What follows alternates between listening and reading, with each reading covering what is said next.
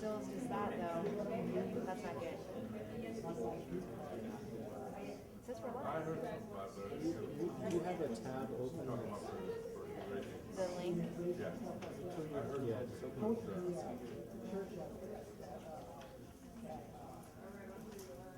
Grace Lutheran Church, 24.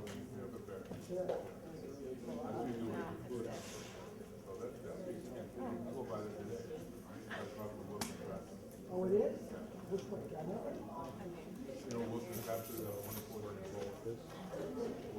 We're recording. We've been recording and streaming for 7 minutes.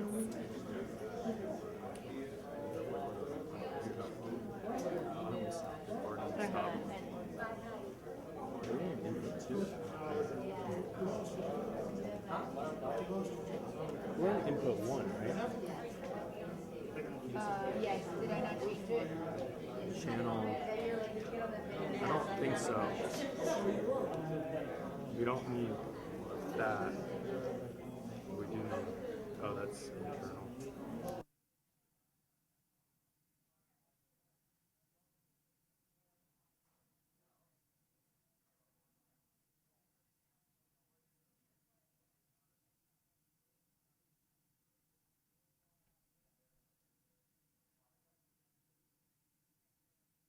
It wasn't live. It wasn't. Okay, so this is the onboard, right?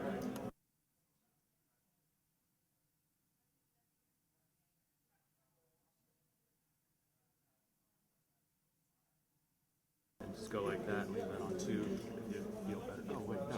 No, we want that. Yeah. But then we will want to check it. Well, no, but we have input 1 is off. There we go. That's the Oh, that's the mic. All right. But that's fine. I don't think there's anything coming through. And we weren't. It recorded it like on the computer somewhere. I know I just. Yeah, that's it.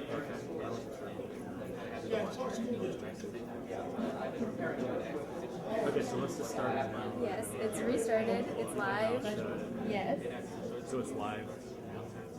Yeah, and look, someone already commented. That's neat. Yeah. Where are my comments? How can I comment?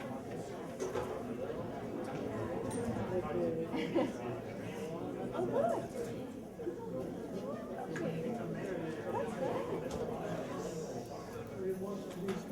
That's great. But I can't wait. I don't know how to comment.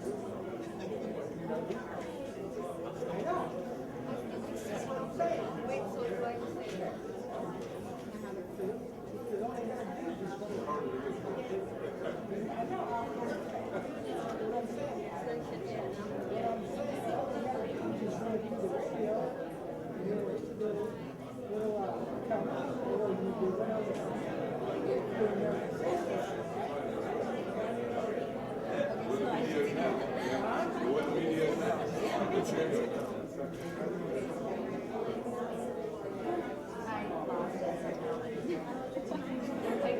I was gonna go comment and then, no. Everyone can take a seat. We're about to get started.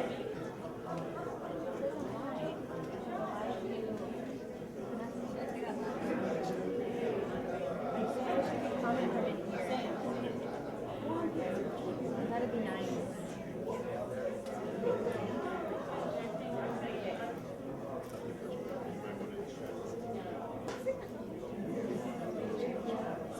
Can everybody please take your seats? We're about to get started. Thank you.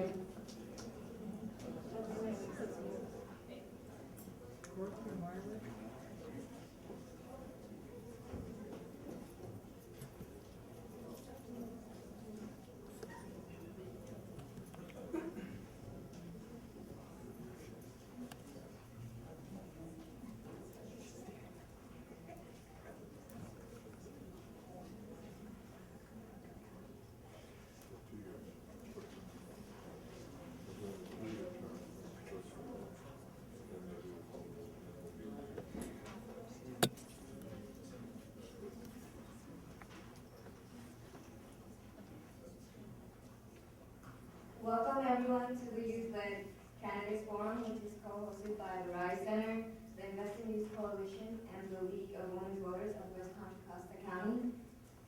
The forum is being live streamed on YouTube and will be posted in full length on RYSE's YouTube channel. My name is Joan Linden, and I'm representing the RYSE Center.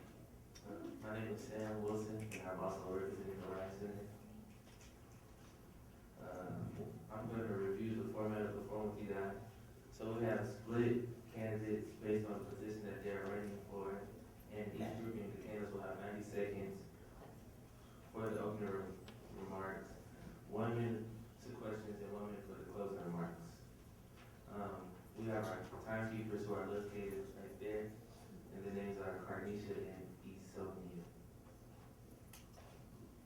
The questions we will be asking were collected from our youth membership at the RYSE Center, and as well as from youth participants present today. So all the questions asked come directly from youth of Richmond. There are question cards placed at the sign-in table. Youth can submit these question cards to the ushers, and the ushers will pass question cards to the moderators. The ushers we have are Luis over there, Sharonda, and Talisha. And I'll now say the guidelines for the forum. So first, only youth below the age of 24 years old will be able to submit questions for the forum. Youth will be able to submit questions prior to the forum at the RYSE Center into an anonymous question box or during the forum. Second, campaign buttons, banners, posters, or signs may not be brought into the forum facility. Third, the moderators ask the questions to each candidate. The moderators have discretion to determine the appropriateness of the questions submitted. The moderators will not consider illegible questions. The moderators will have authority to eliminate questions deemed inappropriate in order to maintain fairness. Questions which address the same topic will be combined and posed as one question. Also, due to timing and the number of candidates, all questions may not be considered.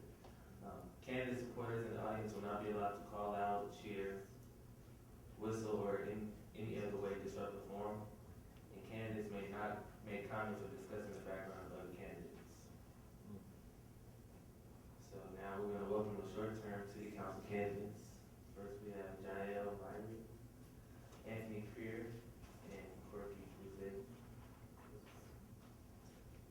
We will now give each candidate 90 seconds to give their opening statements. The candidates will present their opening statements in alphabetical order. So first we will have Mr. Corky Cruzet. Thank you. Ladies and gentlemen, and young adults, my name is Corky Cruzet. You've seen me around the city of Richmond. I've been involved as an activist for over 35 years in the city of Richmond. For those of you who are at the RYSE Center, I was one of the original people working with John Joya to put the RYSE Center together. We went to Oakland to Youth Uprising, and that's how the RYSE Center got started, working together with the city of Oakland. Why am I running for city council? It's because I think it's time that each and every one of you have the opportunity to sit at this desk and speak to the community as an elected official. And I'm running for city council because I want to make sure that I open the door to see that you have that. Check my record. You know, a lot of times you'll hear a lot of negative stuff about me, but check my record. I raised $200,000 for the Richmond Bill program.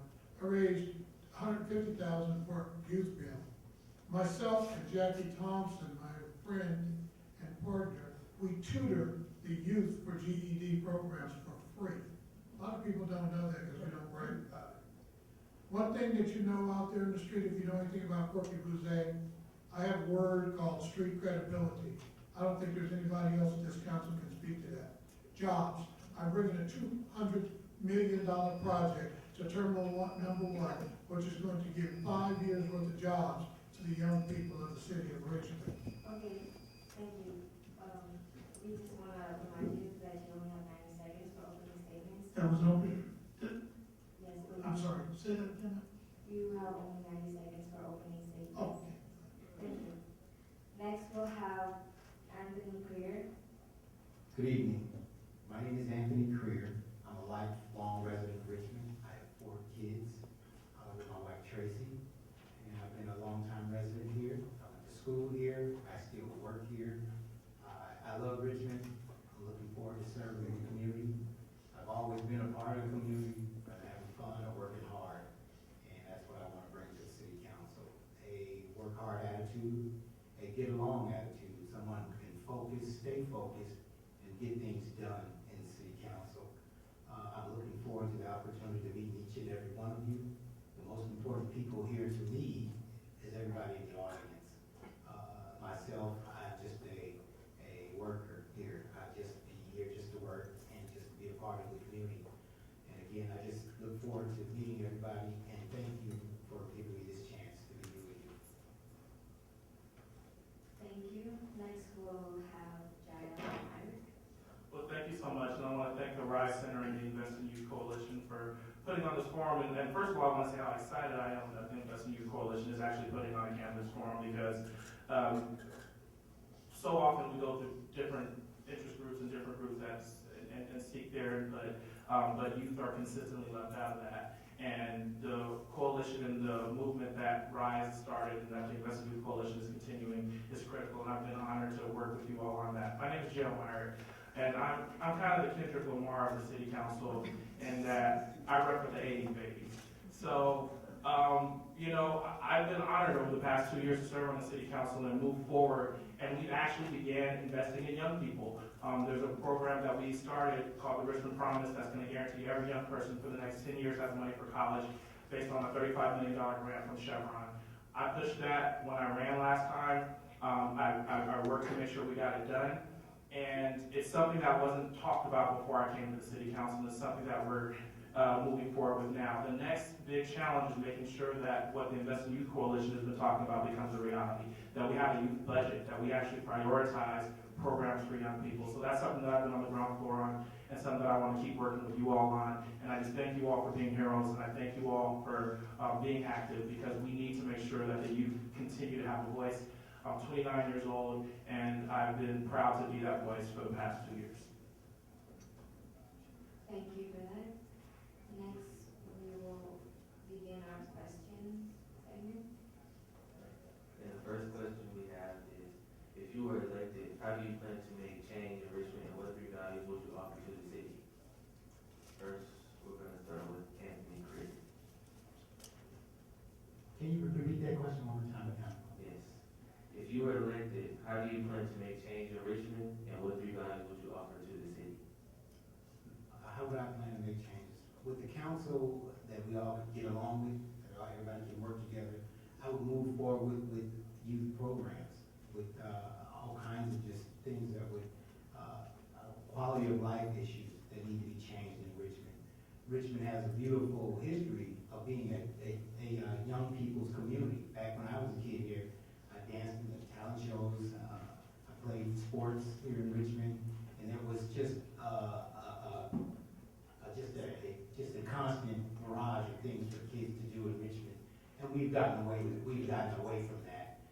again, we want to make sure that all the youth and young adults here in Richmond are put to work and have things to do instead of just thrown to the streets. I'd love to see another home economics class in all the schools where we can learn to have a beautiful home, have to be able to make home a home. The kids today, they don't have those opportunities. Thank you. Next, we'll have Janelle. I would continue to work to make change in Richmond by continuing to engage with all of my colleagues and all the community to try to make things happen. And that's what I've done, and that's what you've seen. That's why you're able to get things like the Richmond Promise Program going, and things like raising the minimum wage, you know. So I've continued to work with a broad spectrum of the community, and I will continue to do that. I will always work with young people and keep them, not just as sort of going to them and telling them what I think they should have, but engaging and treating young people as partners, just as you would with anybody else in the community. And that's what I've done over the past 2 years, and that's what I'll continue to do, because that's the only way to really get change. And when it comes to young people, too many times folks try to say that they know what's better for them, and try to force that on you, instead of working with you to figure out what's right, because you understand what's going on. So that's what I would like to see happen. That's what I would like to continue doing. And that's how we're going to make sure that Richmond continues to grow in the future for each and every one of us. Thank you. And last, we will have Courtney. Okay, could you give me the last part of your question? Yes. I'll repeat the whole question. If you were elected, how do you plan to make change in Richmond, and what three values would you offer to the city? How do I plan to maintain Richmond? Is that what you're saying? How do you plan to make change in Richmond? I'm sorry, I didn't.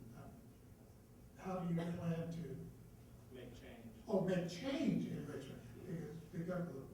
Well, the change in Richmond is moving forward right now. Our crime is down. I want to continue to do that.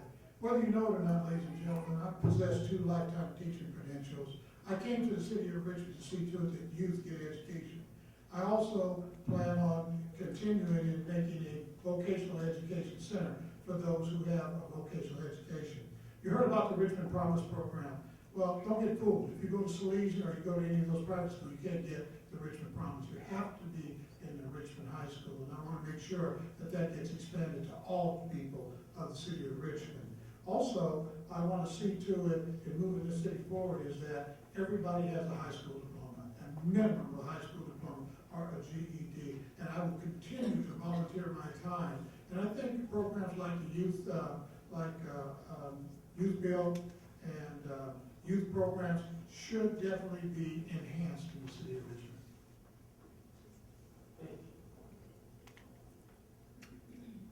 We will now proceed to the second question. So, many people refer to Richmond as a food desert, meaning not many grocery stores or markets with fresh produce. If you were elected, how do you plan to change this? For this question, we'll start with Jael Myrick. That's a good question. That's a real huge issue in Richmond. Well, you know, there's an irony in that one of the ways that you deal with that issue is by fixing the education system and by having programs like Richmond Promise. Because, you know, I know a few years back there was an effort to get a grocery store here, and there was one store in particular, I won't say the name, that said they didn't want to be in Richmond because there weren't enough bachelor's degrees, so they didn't have the type of the dynamics that they wanted. You know, obviously that's classist and whatnot, but we do know that as we improve our community, businesses are going to want to come to our community, and we absolutely need to make sure that there's a focus on making sure that those businesses are ones that are providing the services that our people need, and that includes healthy foods. And so there's a lot more that needs to be done, but making the community better as a whole is part of how you make businesses like grocery stores more likely to come into your community. So that's the way that I would go about doing it, is continuing to make sure that we're incentivizing it, but also making sure that we're working to better the entire community. Thank you. Next, we'll have Mr. Cortland Corky.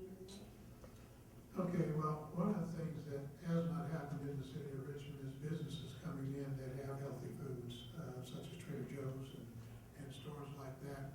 I think that because this council is so dead set against businesses coming in the city of Richmond, any business doesn't want conflict when they're coming in. They want to know know that if they come in, they're welcomed by the city government, they can get their permits done early, they can get their tax reduction that businesses get when they get started. And then again, I'm not ashamed to tell you, I was one of the people that fought against the soda tax. And I know some people like that, but you know what? I think there's a better way to deal with teaching kids how to be healthy than to put the soda tax out there and charge you more money for the soda that you're going to drink anyway. I think we should educate people to drink water and eat healthy food.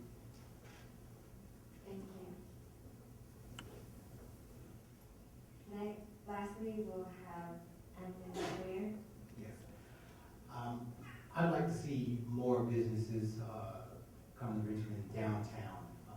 We have to create business in our downtown area. We have to motivate the council, the citizens, to ask for a downtown area. I want the city to invest in the downtown area. If I'm on the city, if I'm voted into the city council, that would be my priority, is to maintain a downtown in Richmond. And at some point, we call it uptown, because we've already got theaters, we've got hospitals, we've got all kinds of things going on. And we do have a Whole Foods warehouse in Richmond, but they won't put a store here. I want to encourage them to do that. I want to encourage them to put stores and things that we want. We as youth, right now, we want that in our communities because it's everywhere else. Everybody else is enjoying it, we should enjoy it also. Not move to make sure that those things happen. And I also want a bridge between Exchange Drive or Warriors Road to bridge the gap between Hilltop Mall and the community. Thank you. Thank you. Now we have the third question, is how will you use the city's budget to increase the number of after-school programs that help keep kids off the street? And we're gonna start with Mr. Corky Blues. Thank you very much. That's a good question, because in my formal training, I took all the kids that had dropped out of school. I do believe in after-school programs, and I'm working with that right now. When I spoke earlier, the volunteering of Ms. Thompson and myself was working with kids after school who didn't have a parent to help them with that. After school, in this room right behind us, I was dealing with the kids that were having violence and shooting at each other, and we were able to curb that. If you drive down Cutting Boulevard and at 37th and Cutting, there's a narrow gas station. You look to the left, there's a solid concrete pad out there. I built that to put a vocational training school here, so the kids had other ways to learn how to have a trade. And then finally, we've got to have a teen center here. There is no teen center, and we have to move forward. But because we have disagreements at the council, anytime somebody would bring something forward like that, and we're telling you to act, no, gotcha, okay. Thank you. Next we'll have Anthony Greer. That's my thing that I can't wait to talk about, but he's right, a teen center is good. I'd like to put a youth center, a teen center in every park. We already have the property. All we have to do is erect the building, the restroom, and hire people with money from the budget and volunteers and things like that to staff our parks. That will create a place to go for youth and young adults where they come congregate in a safe place. And they have things to do, because when I go to a park, of course I can walk my dog and there's nothing there if I'm there by myself. And I'd like to see other people active and doing things in the parks. We have enough property, we have enough things here in Richmond that we can invest in. This council and the community have to ask them, and we have to force them to make these things happen. But if you go me into the council, you won't have to force me. I'll be looking for the property and volunteers and money to have those things built and done. Thank you. Thank you. The last one we'll have Jael. Well, thank you, because this is the key issue, and it comes down to, you know, whether we're talking about centers or whatever, it comes down to priorities, and are you your priority? And in terms of Mr. Bouzet and myself, there's actually a record you can look at. Last December, Mayor McLaughlin actually put an item on the agenda that would have used some money that we knew was coming into the city, a small amount of money, I think it was like $200,000, to create a participatory budget where you, young people in Richmond, would have been able to direct that money to create programs like after-school programs, teen centers, whatever you thought was necessary. I voted for it. In fact, I don't remember if I was co-sponsor or not, but I was strongly in favor of it. Mr. Bouzet thought it was a waste of money and said, why would we spend that money on young people? And you can look it up, you can watch the tape. So that's That's the truth, and what you have to look at is where our priorities are. I've shown over and over again my top priorities, young people. People get mad at me when I say it in other audiences, but that's been consistent across the board for me, and it will continue to be consistent. Just to remind you that candidates now make comments or discuss track.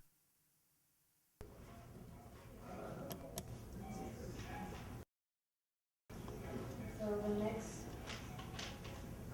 the next question is, What are your feelings towards Chevron? And we'll start off with Anthony Greer. I am the best person to some to answer that question, and probably the worst. I've worked in Chevron as a contractor for a long time. I don't work there anymore. I see the people that come and work in Chevron every day, and the key thing that Chevron is safety. You know, I encourage all of you to be more safer in your own private lives as they do in Chevron. It's a safety culture company. I'm not for Chevron or against them. They're our neighbor. And again, I've worked there, so I have more knowledge of being on the inside of there and how it really works. And it's working good. There's the government agencies in there, the Bay Area Air Quality Management. They have offices there, and they're looking over things and making sure that everything is tight and running well. But safety, that they put a high priority. I encourage everybody in here, especially you, to put a high priority on safety in your lives. thank you. Next we'll have Jaron. Jaron. So Chevron is, it's a tough relationship. We've got to work with them. We can't let them call the shots. We have to hold them accountable and make sure that they're responsive to the needs of the people of Richmond. And they're here. They're not going anywhere. And so that's how I've acted over the past 2 years. I've never taken a dime from Chevron for any of my campaigns. And I've been willing to hold them accountable. I voted for and co-sponsored in some cases dozens of but a lot of these industrial safety ordinances to make sure that they're doing what they're supposed to be doing. And I negotiated the $90 million community benefits package out of them to make sure that they were actually contributing to this community, which included that $35 million in Guaranteed the Richmond Promise program. So, when it comes to Chevron, we have to make sure that we're holding them accountable. We have to make sure that that's important for safety, but it's also important for public health. I spent my first job and my first real job in life was working for the League of Conservation Voters. And is my time? Okay. Thank you. Lastly, we'll have Mr. Hussein. Thank you very much. Ladies and gentlemen, you just saw an example of what we don't want on the Richmond City Council. Check the video, everything's on video. I never said that the team program was a waste of money. I like Mr. Myrick, I like working with him. He's a nice guy, but I'm not going to attack him. In reference to Chevron, let me be real clear with you. Your livelihood in the city of Richmond relies on Chevron. I don't have a problem with working with Chevron because with Chevron, ladies and gentlemen, they pay 37% of your budget. The council wants to run Chevron out of town. The only question I ask you is, who's going to replace the 37%? That's your police, your fire, and your programs. Nobody has that answer. 6 years they've been trying to get jobs for your parents, and they've been stopped because we can't sit at a table and work out our differences like professional people do, just like you just saw just a minute ago. Thank you. Thank you. The fifth question is, do you believe that it is important for police officers to have built-in cameras on their uniform? Why or why not? And before I get to the first person, I want to ask if we can respect each other. You're talking so low, it's real hard to hear you. Could you maybe speak up a little more? Yes. Thank you. I said, before I start with the next question, I asked that we can all respect each other and the fellow candidates.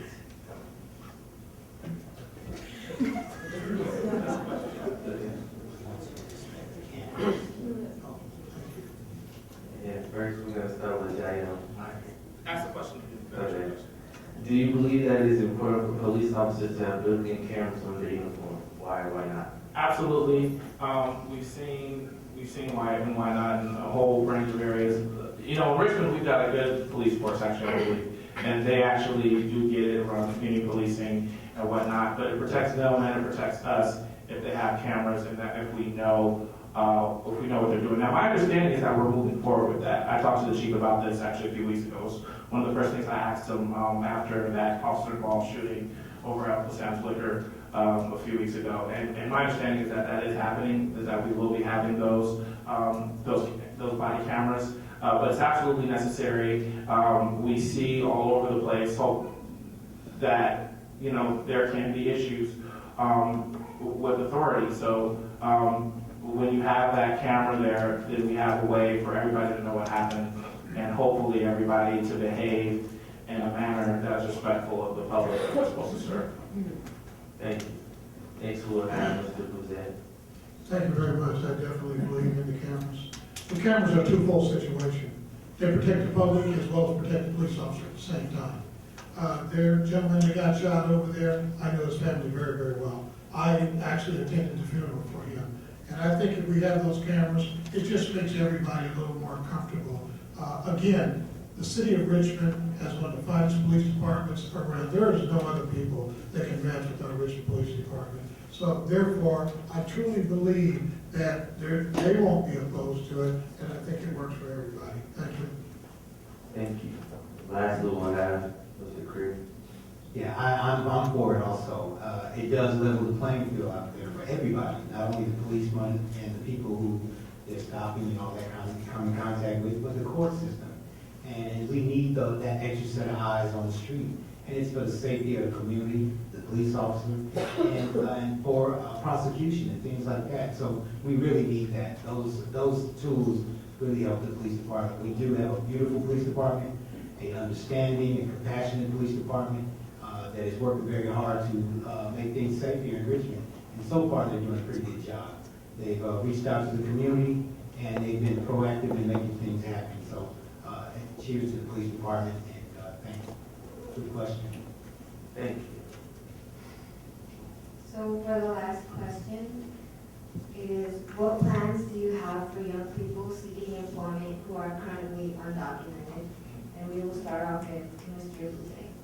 Yes, you know, I think everybody should have a right to be able to walk freely within the area. At the beginning, I did have a situation with the ID cards that were taking place, and because of that, the amount that was being charged to people were reduced. Check the record again. I thought they were overcharged for that, and I don't think you should take advantage of it. I did some research.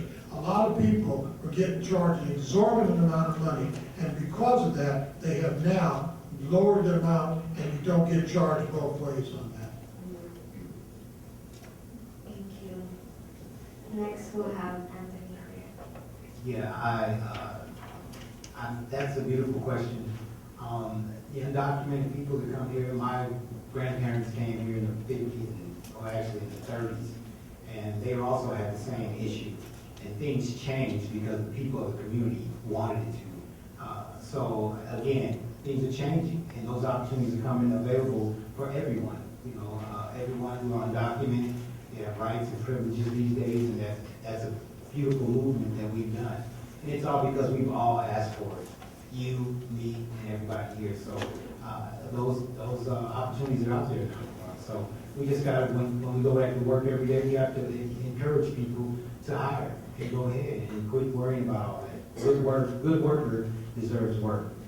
Thank you. Thank you. Lastly, we'll have Mr. Brown. Yeah, that's a very important question, and I think evening up the playing field for folks who are undocumented is extremely important in our society right now. And we see that, you know, at the federal level, there has been inaction, and there's been a value, and I don't like that. And we need to make sure that we are evening up the playing field. That's one of the reasons the Richmond Promise is important, actually, because that's about giving people the ability to have careers, right? If you get an education, you can have a career. And unfortunately, people who are undocumented are discriminated against when it comes to FAFSA and financial aid as well. Well, they're not discriminated against with the promise. They're gonna get that regardless of, you know, how you can in this country. So this is a community where we love each other and we're family, regardless of, you know, if you're regardless of how you came in this country. And that is something that I consistently supported, and I want us to continue to consistently support so that we understand that, folks who are undocumented, they're our neighbors, they're our brothers, they're our sisters, they're our cousins,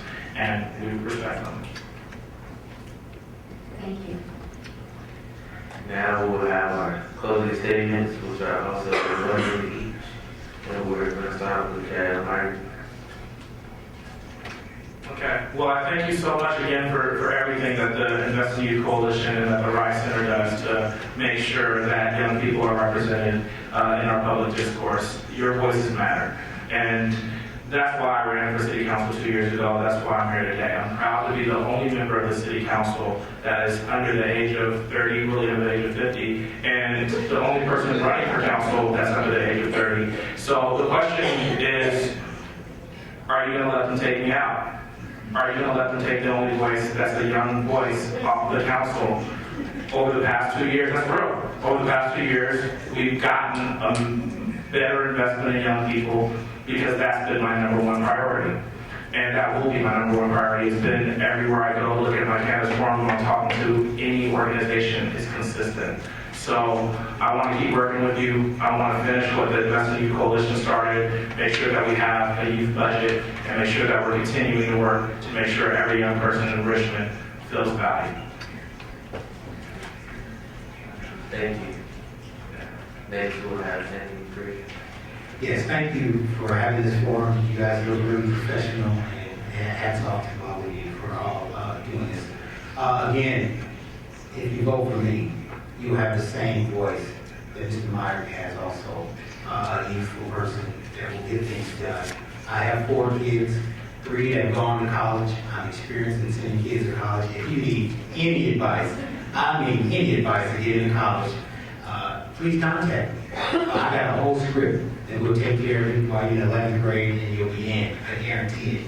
But again, thank you for this forum. It's wonderful. I look forward to meeting all of you at some point. Like I said, if you need anything as far as college, call. And I'm looking forward to your votes also. Thanks. Thank you. Lastly, we'll have Mr. Boudet.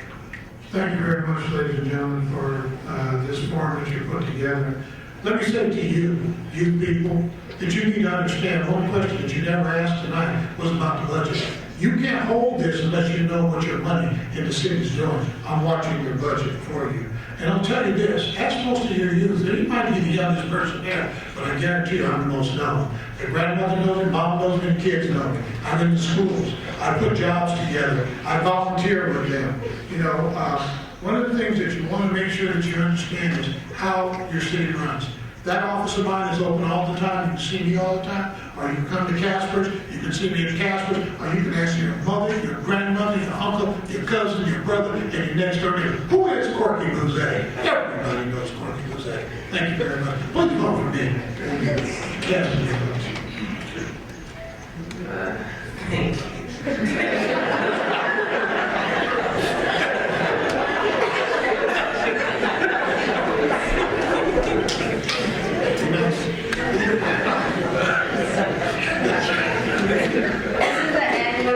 For the short-term candidates, we would like to thank the candidates for their responses.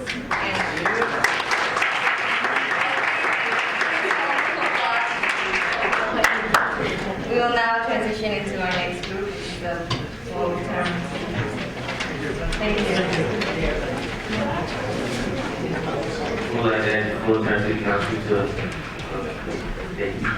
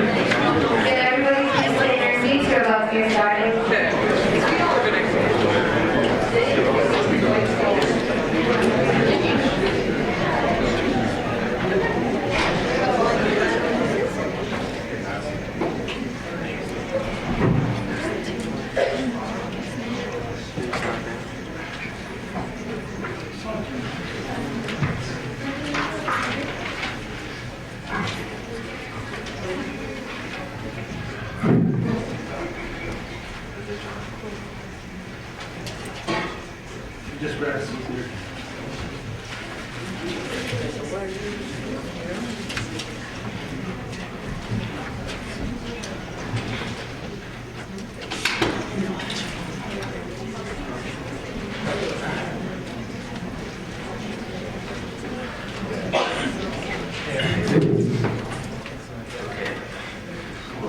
would like to welcome the full-term city council candidates.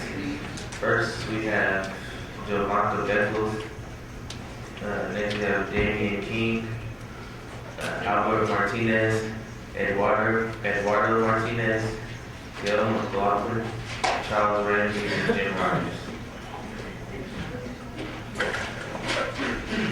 We're going to start off with opening statements. We'll have 90 seconds each to present your opening statements, and we're going to go in alphabetical order. So first, we'll have Giovanna Beckles.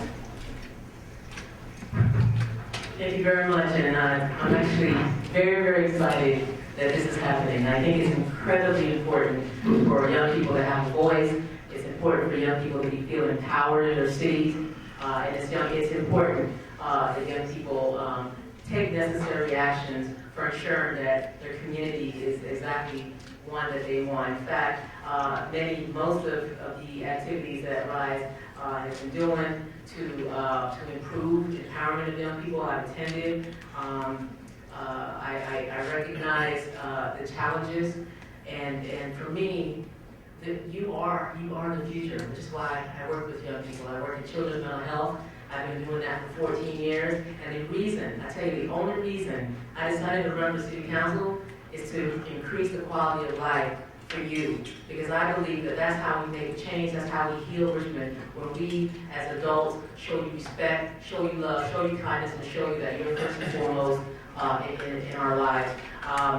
You can always check me out on Facebook, Twitter, and you'll find that I'm consistently all about community and creating policies like municipal ID, which enables everyone to have a form of ID to be able to have bank and library and so on and so on. I brought forward the ballot box to be able to increase the fairness in hiring for individuals that are coming back. So you will see that I am the one for the community. Thank you. Thank you. Next, we'll have Damian King. Good evening, ladies and gentlemen. Can you guys hear me? Okay, so I'm excited to be here today, and thank you to the RYSE Center for putting together this forum. I decided to run. I'm the only candidate who was born and raised in the Iron Triangle. I decided to run partly to demystify this whole process. I'm doing this for my culture, to show them how to move in a room full of vultures. And so I think it's extremely important to, again, be able to demystify this process for a lot of our young people. Again, there's a lot of residents who are from the Iron Triangle, specifically, who are underrepresented. And I think it's extremely important for us to have accurate representation on city council. I don't believe that this is a popularity contest. I believe that what this council needs is pragmatism, compassion, and individuals who have the ability to embrace the commonality of humanity. And so that's one of the reasons why, or those are some of the reasons why I decided to run for city council. Thank you. Thank you. Before I move on, I just want to remind the candidates to please respect each other and also remind the audience to refrain from making any sort of noise. Next, we have Albert Martinez. Thank you. Good evening, everyone. My name is Al Martinez. I want to thank the Youth Led Forum for hosting this wonderful event. I'm an experienced leader that's lived in Richmond about 37 years. I raised my family right here in Richmond. Been married 30 years. Raised my son, Alfredo Martinez, who went to De Anza and also to Pinole Valley High School. He's now a professional drummer. I'm very excited about what the opportunity offers for the youth here in Richmond. I come with a lot of leadership experience. You can check my record as a retired police officer. I always took the time to talk to young people in schools, whether at athletic events, on the streets in general. As a United States Postal Service postmaster for 29 years, for 12 years in Richmond, recently retired. I always have the opportunity to talk to the young folks as well as everybody in Richmond because I represent everybody in Richmond. But young people, understand this, the youth draw the youth. And we need young people like you, youth leaders, to bring Richmond back to where we should be. Thank you so much. Thank you. Next, we'll have Eduardo Martinez. Thank you. Thank you. My name is Eduardo Martinez. I'm a retired school teacher. I've taught in the West Contra Costa Unified School District for over 20 years. And as a school teacher, I learned that learning is best done by doing. And I've seen that the RYSE Center has actually allowed young people to learn by doing. This very event is fantastic. In fact, you're one of the first groups that gave the candidates paper to write on and pen. All the other forums didn't do that. So you guys are ahead on the curve. The other thing is that I've worked with youth.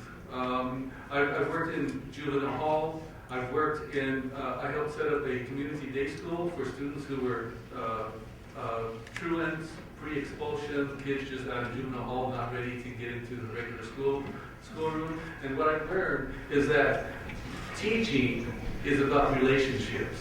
And in fact, everything is about relationships. And if you can't develop meaningful relationships, then you shouldn't be trying to lead. So what I'm bringing to you is my ability to work with you as a person, face to face, and so that we can lift each other up. Because I learned as much from you as you learned from me.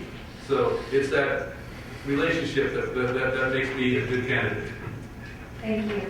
Before we move on, I just want to let the candidates know that you guys have a switch underneath you to speak into the mic. So the next candidate to speak is Gail McLaughlin. Thank you to RYSE and to all the youth organizations who have organized this, and to the League of Women Voters who has a part in this. It's been a privilege these last 10 years to serve and to be a part of Richmond's transformation, both as your council member early on and for the last 8 years as your mayor. The one common theme that I hear from residents in every neighborhood of Richmond is that Richmond is better now. We've come so far together. We're rising from a history of scarcity and despair, and we are courageously defining our own future. Our youth have played a key role in this. Crime is down dramatically. Sheriff has been forced to pay more taxes, and now we must make sure it comprehensively improves its refinery. We've renovated parks, we've increased sports fields, quality of life is improving, but we must do more. We have to bring the voices of our youth into a more prominent place in our city. That is why I held the Youth Summit this year and brought forward the establishment of a youth council, which, by the way, will be having some new appointees that I'll be bringing to the council in a couple of weeks. It is Richmond youth that will help us steer Richmond further into the future as a healthy, sustainable, and equitable city. Lastly, I want to state no corporate donations are financing my campaign. Thank you very much. Thank you. Next, we will have Charles. I thought you were going alphabetical order. Yes, you will be next. Oh, I thought there was, okay. Thank you very much for having me here tonight. I really value the RYSE Center being a part of this community. I value the youth doing the program tonight, and I value all of your participation. Also to the families and the supporters of the youth here. This is exciting to see you here, to be with them. I wish when I was a youth, 25 years ago, I had some individuals willing to assist in making sure that I met elected officials, something I didn't do till I was in my 20s. So it's great that you're all here. I work with you a lot because I'm your school board president here in West Contra Costa. But I also have two daughters who are age 17 and 19. So even though I may not be a youth, I have your interest at heart because I have kids that are your age and I know the future is important for them. So for me, jobs for youth here in Richmond are critical. After-school programs so that we have places where people can go for safe havens and opportunities. as well as trying to have support for our undocumented youth, trying to really fight hard for the DREAM Act and make sure that there's opportunities. We don't see enough taking place. And I work in a program called the Ivy League Connection that work with youth all the time. I live in the Iron Triangle, so I know what the youth deal with in those communities. And I grew up here in Richmond on the south side. So I've been throughout these communities, and I feel that I know this town well. And I look forward to answering your questions tonight and participating. And I do know the alphabet, and RA does become before RO. I just forgot. Don't think I'm not paying attention. Thanks. Thank you. Lastly, we'll have Jim Rogers. Thank you much. I'm Jim Rogers, and Charles, I'm November 4 RO, may come before RO. I want to thank you for the invite. I do think that we have made, as Mayor McLaughlin said, a lot of progress, and especially so for the youth in our community. My parents were both public school teachers. They had a passion for that. They thought it was important. And I've learned from that, and I've taken that into my public service. We all talk about the importance of youth, but I've done some things I think that are really important. One is that I led the fight to save the schools. Kennedy, Grant, they're going to close, we're downstate, and actually working with Mr. Ramsey, we actually didn't end up having to pay any money net out of the city budget. The Chevron Community Benefits Agreement. I negotiated that along with my colleagues, Councilmember Butt and Councilmember Meyer, $90 million. $35 million of that go for the Richmond Promise Program. That's for public high school kids. When we in Arkansas, the rate of kids going to college went up to 90%. Think what that means. Think what a game changer it is. Kids at Richmond High, Kennedy High, et cetera, if we could have that happen here. Getting rid of alcohol and cigarette billboards near schools. I led the fight on that. We got it done. The crime issue. Crime is down. Think about that. There's 2/3 reduction in homicides. A lot of those people are our youth. That's important. We've done a good job. We have a progressive majority. I'll probably be part of that, and I'd like to continue doing that for the next 4 years. Thank you. Thank you. We will now move into the questions. So the first question is, how do you plan to partner and support with community organizations like RYSE and Urban Tip? And first, we want to start with Jamie and Keith. Thank you so much. I think partnership is essential in the city of Richmond for us to move forward in the direction that we've been moving in terms of beautifying the city, in terms of reducing crime. I think it's also important for youth and organizations like the RYSE Center and Urban Tip to play a critical role in the decision-making and shaping policy.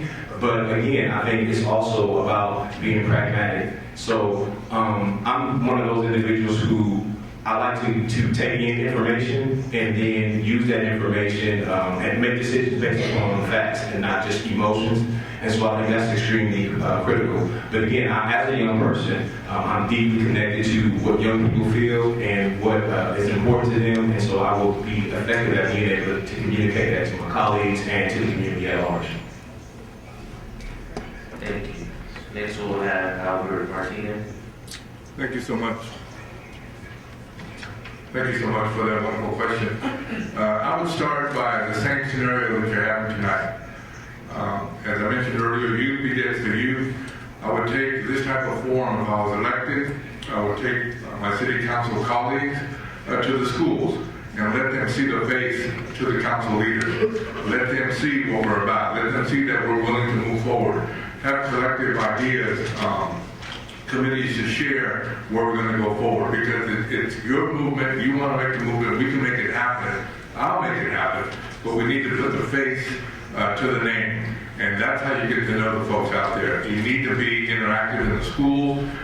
Everybody's not going to come to the city council meeting. We need to go there and share ideas, because that's where you get the knowledge. That's where you get the handle on where you want to move forward in your collective ideas. Thank you. Thank you. Next, we'll have Eduardo Martinez. Thank you. I think that the city of Richmond has done some things for youth. For instance, it was mentioned that they did the youth summit, as well as $250,000 from Terminal 1 as a down payment to fund the youth council for 5 years. But I think we need to do other things. Last year, we had the listening campaign, which enabled youth to get their voice out and tell their stories, and we need to do more of that. We need to engage the youth in projects that make your voice louder, make your voice heard, and we also need to get more input from you and to institute ways for you to have that input heard and acted on. Thank you. Next we'll have Gail. Yes, thank you very much. It's very, very clear that working with RYSE is an essential part of this city in order to move the youth voice forward. And that's what I have done in my service for our community as a whole in many ways. The Youth Summit, it was mentioned, we organized, RYSE was very much a part of the organizing of the Youth Summit. My office is a part of the Invest in Youth Coalition right now, which RYSE is also a very key part of. And it was mentioned that I tried to get a budget for the Youth Council of $250,000 over 5 years, but there were only 3 votes on the council who supported that: myself, Vice Mayor Beckles, and Councilmember Myrick. The rest of the council was unwilling to do that, but I'm going to try again, I assure you. The creativity of RYSE Youth is very important to our city. I have seen how many wonderful creative talents there is, and we have to work with you all. Thank you. Once again, I'd like to ask that candidates not making comments to discuss the background of other candidates. Next we have Charles Ramsey. Yeah, thank you. This is one that's near to your heart, and I actually have done some things with RYSE. I hosted the first Richmond Pride event a year ago, where I went to RYSE. I participated in having them involved and having them speak at the event. It was very successful. I was glad that we had the RYSE and the youth vote there. I think efforts around funding a youth commission or youth panel. We have one in the school district. We have it now. It's very active. It's very involved. Looking with the school district to look at the local control funding formula. There's money in there for parent outreach to engage, find ways to be able to get some collaboration between cities and schools to make sure that happens. You need to have a seat at the table, and we can't do it without you. And we need to do more around anti-bullying campaigns, and we need to continue to talk about eating healthy foods and do the beautification in the urban gardens. I'm a big proponent of that. That's why we're getting rid of all the dilapidated facilities so that people have the opportunity to create those new opportunities. Thank you for the question. Thank you. Next we'll have Jim Rogers. I think it is very important to work with the youth on matters of common concern. Let me give an example or two. One is, I mentioned earlier, the fight to save our schools. I didn't just sit up here looking good on TV. I went out in the community, went out to Kennedy, talked to the youth there, got them involved, helped make that push. And we did do a push to keep the schools open, and if we hadn't, the results would have been very bad.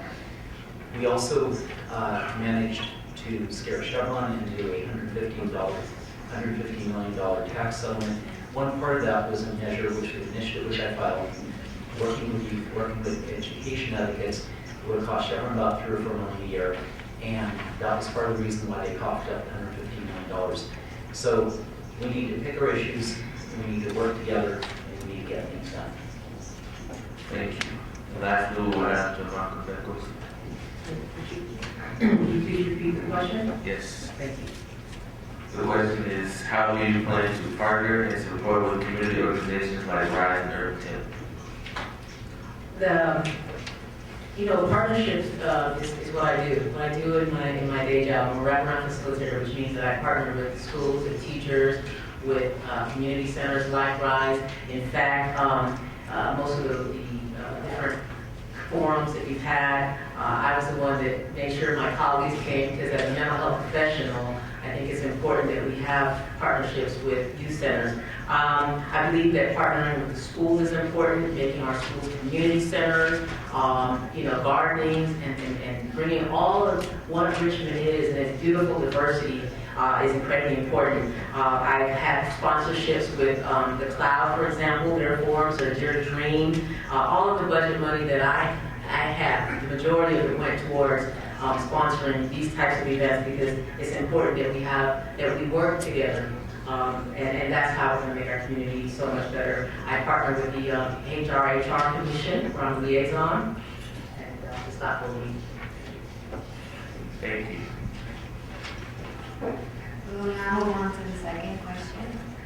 What is Richmond doing to promote a more sustainable lifestyle? We will start off with Albert Martinez. Can you repeat that question? Yes, the question is, what is Richmond doing to promote a more sustainable lifestyle for our city? What is Richmond doing to sustain more? To promote a more sustainable lifestyle. Or, let me word it differently. How do you plan to promote a sustainable lifestyle in Richmond? Okay, excellent question. What I would do to sustain a more lifestyle or a better lifestyle in Richmond is first and foremost to ensure that we have public safety in place. We're doing fine. We need to do a whole lot better because if you ensure public safety, you ensure security in a pupil's mind, a student's mind to come to school.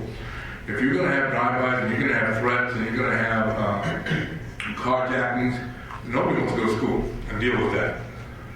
So when it's a safe environment, you can ensure not only students going to school, but also employees going to work, taking part.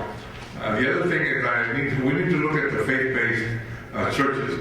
We need to look at churches because churches have great youth programs, and we need to involve them more. As I mentioned earlier, youth beget youth. The Bible says that they call the young because they're strong, they call the old because they know the way. We've been there. We know the way. That you are the future. And that's what we need to instill and make sure that your safe environment is ensured. Thank you. Thank you. Next, we will have Eduardo Martinez. Thank you. So the question is about sustainable communities. Promoting a sustainable lifestyle. Well, I've worked with urban tilt and with self-sustaining communities to bring fruit trees to lower income communities. We've brought in over 18,000 trees, fruit trees, nut trees, olive trees, and I've also been at forefront for having more bicycle and pedestrian paths because a healthier youth is a more clear-thinking youth. I believe that we need to get rid of our food deserts, and that's part of being self-sustaining and to have better lives. There's so many different, and then what we also need to do is to create communities, neighborhoods become communities, and we can do that through schools. Thank you.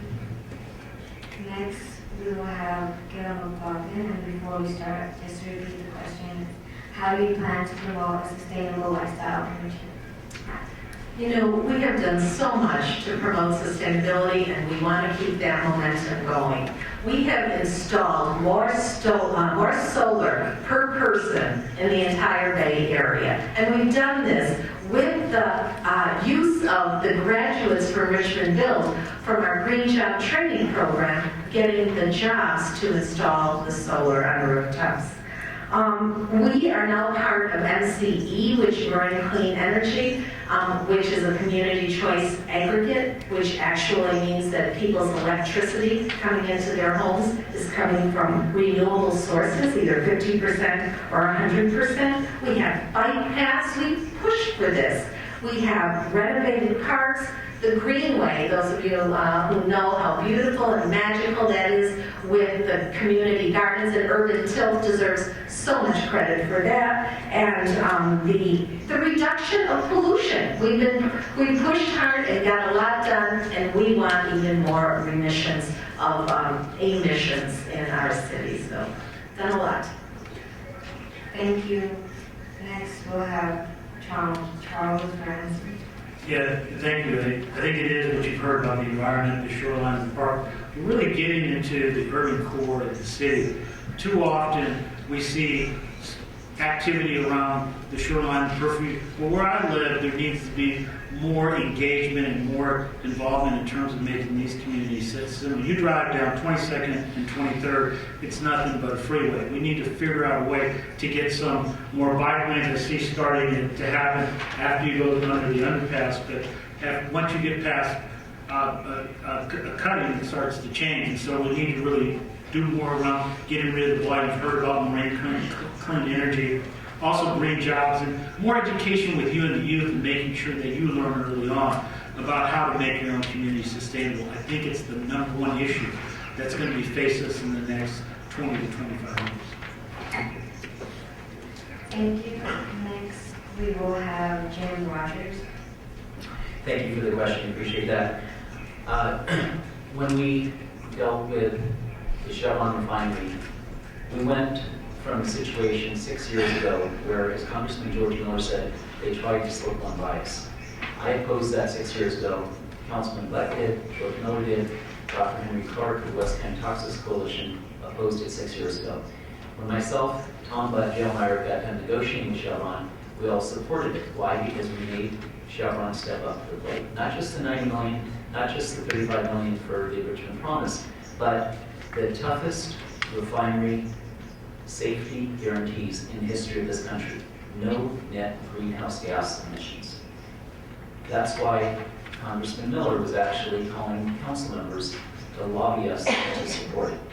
So we're all going to talk about environment, this and that, but when you go out to vote, look for the people who really walk the walk, not just those who have talked the talk. Thank you. Next, we'll have Jovanka Beckles. Thank you very much, and yes, I am very much in agreement that as you learn what it means, how to select a candidate, look at what that candidate has done, look at what that candidate is doing. Look at what I've been doing. What am I doing to promote sustainable lifestyle? I voted for the best general plan that we know. It's the only general plan with a health element, and we've created bicycle lanes, we've created pedestrians. We want to make sure that our community is safe. I help plant trees. I promote urban gardens. I help maintain the greenway. I buy local. In fact, you can go to YouTube and just put in Jovanka Beckles, Pride and Purpose Volume 1, Urban Farms in Richmond, Volumes 1 and 2, because this is what I believe in. I think that we can have our own, we can create our own economy through co-ops. We can create our own food. We don't have to starve. We don't have to steal. That we can make for our own by supporting each other, and that's what I'm about. And you see me out there all the time doing what I do, walking the walk. Thank you.